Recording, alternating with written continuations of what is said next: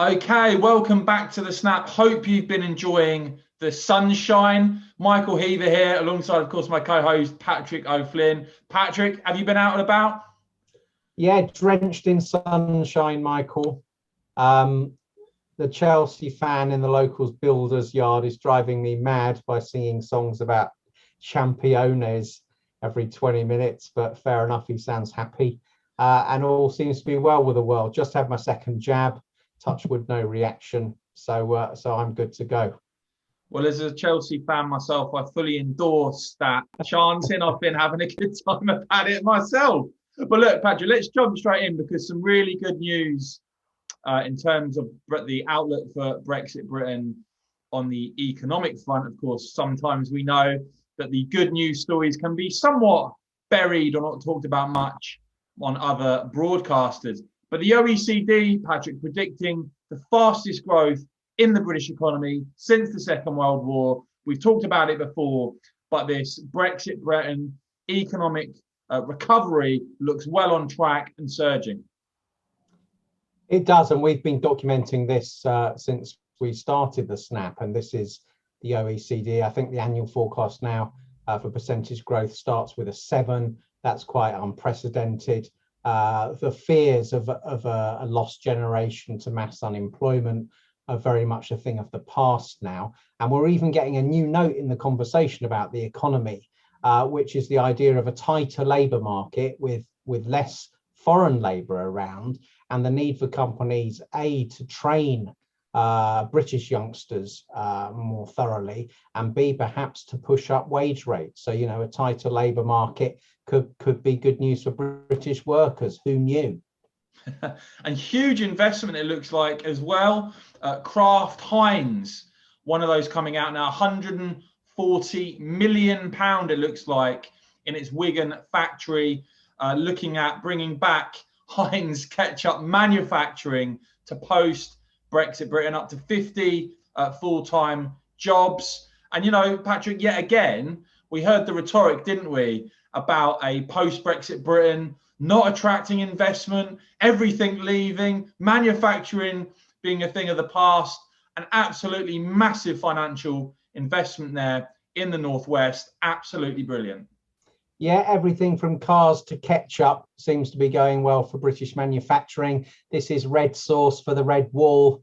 It's great to see multinationals want to actually base their manufacturing capabilities in the UK, partly to service the enormous British market. And perhaps this is just clipping the wings of globalization a little bit to the benefit, again, of working people across Britain and creating well-paid manufacturing jobs. It's excellent news.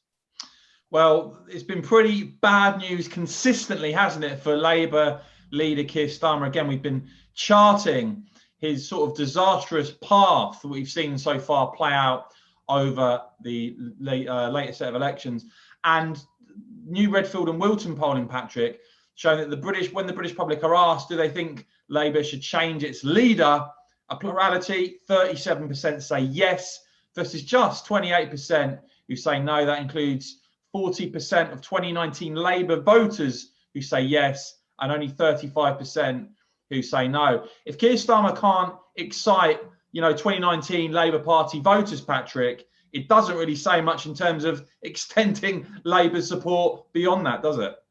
No, and I think 49% of 2019 Labour voters were found to want to change the party leader before the next general election. So don't want Keir Starmer to lead Labour into that, as against, I think it was 16, or was it 18% who thought that he should. So it's basically a 3-to-1 split among 2019 Labour voters saying get rid before the next general election. And also in terms of the overall public's view, keeping Starmer on is the third choice behind don't know, with getting rid being the top choice. I mean, it is actually surprisingly bad for Keir Starmer, even worse than I would have expected. I tend to particularly pay attention to the monthly YouGov tracker, which will be out in the next 10 days or so. And on the back of what Redfield and Wilton have found, I think it looks like a further deterioration. And of course, all eyes now looking forward to the Batley and Spen by-election in just over 4 weeks' time. And it's ominous for Labour and for Keir Starmer.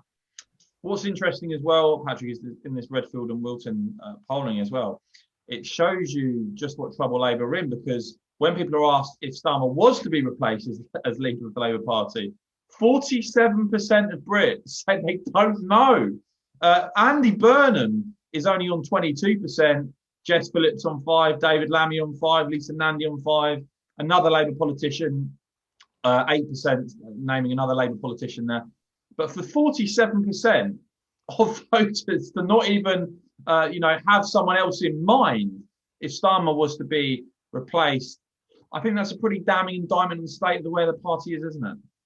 It really is. If you add Andy Burnham's 22 to the 47, you get nearly 70%. And I say add Andy Burnham to the 47 who don't know, because Andy Burnham isn't even a member of Parliament. And so if Keir Starmer loses in Batley and Spen, there's no conceivable way to get Andy Burnham in to replace him in short order. That's 18 months or 2 years down the line minimum, given Burnham has said he'll serve a full second term as Greater Manchester Metro Mayor. So it's really seven dwarves territory in terms of who should replace Keir Starmer. When you're mentioning Jess Phillips and David Lammy, as people that some voters have heard of, but not necessarily in a good way, then Labour is down towards the bottom of its barrel, and looking around, it's very hard to see who else in the House of Commons could replace Keir Starmer. I suspect Angela Rayner is the one who thinks she should. And she's got a strong image and a particular kind of personality she communicates, but I think it's liable to be very alienating again to a lot of people that Labour would need to vote for it. So they're in desperate straits. They really are. And look, we're going to be keeping a close eye on this. As Patrick mentioned, a huge amount riding now on the Batley and Spen by-election. So if there are any developments in the run-up to that, we will bring you it here on the Snap. If you haven't yet, make sure you hit subscribe and the bell so you don't miss the next show. And if you do have anything that you'd like us to talk about that we perhaps haven't discussed before, let us know in the comments below. As ever, we're going to be bringing you positive news about Brexit Britain moving forward and keeping an eye on the likes of where the Labour Party are headed running up to that crucial by-election. So thanks for watching, and me and Patrick will be back soon. Yeah, see you soon, folks.